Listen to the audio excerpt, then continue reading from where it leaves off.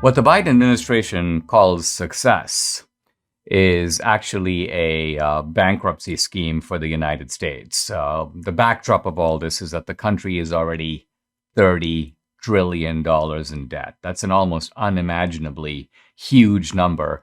And so you would think that any prudent group of statesmen would be trying to get that number down, not promiscuously add to it. Now, Biden's implying that he's got some momentum. We've got a framework. I think this is an exaggeration, and this is actually a device by Biden to imply that, oh, we've got this one figured out. Everybody else needs to fall into line. But it doesn't look like people are falling into line. Manchin won't say that he supports the new scaled back $1.75 trillion.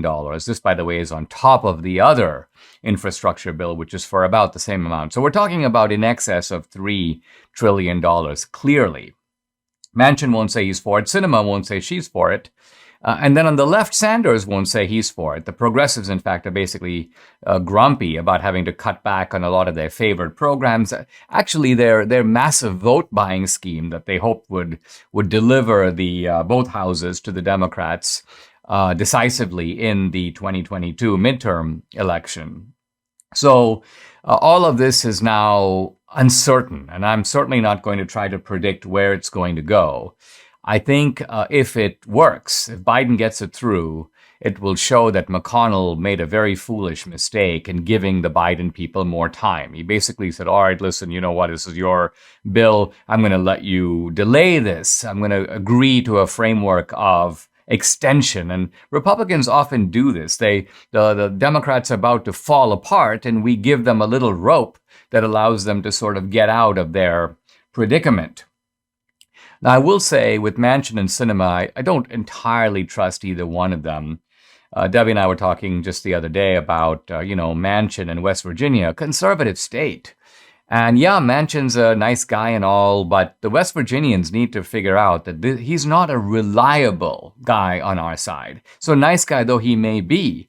And I don't want to downplay that there's an achievement on the part of Manchin and Sinema. They have taken a $3.5 trillion boondoggle, an absolute economic disaster, and basically cut it in half. So that is something, but it's not enough. Why? Because this is still terrible. It's basically like saying, instead of cutting the patient in half, we're just going to bleed the patient. Well, the bleeding is bad also.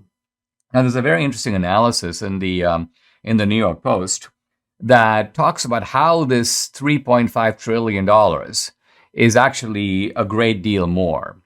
Because even as the Democrats have been forced to scale back to $1.75 trillion, it's not as if they're actually cutting off programs and saying, we won't do this, we won't do that. Here's their scheme. It's basically to take a government program and say, look, how about if we just budget it for a year? We're just going to fund it for a year, in the hope that by creating a new entitlement, and the entitlement can be something like extending the child care credit, it can be an entitlement that involves Medicare. By doing this, it's going to be impossible to stop after a year. So a subsequent Congress will have to extend it. So even though the cost for a year is very modest, it understates the true cost of the program over many years. So this is a devious scheme to get things into the system. It's almost like putting a kind of fiscal heroin into the budget, hoping to hook people on it, and then the cost, of course, will be greatly magnified. The other thing the Democrats are doing is they are imposing taxes in the future. So they'll say, oh yeah, well, let's have a tax from 2025 to 2027. That's going to bring in $500 billion. And then they count that money, even though they have no intention of actually imposing that tax down the road. So what they're doing is they're creating fictitious tax income that they're then using to offset spending that they intend to do now, and going, oh, you know what? It's paid for. It's paid for. This is their favorite phrase. It's paid for. Or even worse, it's going to cost us nothing. Well, first of all, it's going to cost us nothing is just a flat out lie.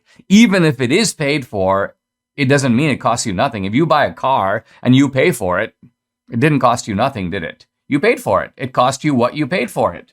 So this is a process that is clearly broken. It's riddled with misrepresentations, shenanigans, and these are being done basically with Pelosi in collusion with Schumer and the acquiescence and indeed support of the Biden administration. My hope is that the whole thing goes up in flames, that the progressives and the moderates get it to each other's throats, that in the end, Manchin votes no, Sinema votes no, Sanders votes no, and this will be, quite honestly, not just a big win for us, but a big win for the country.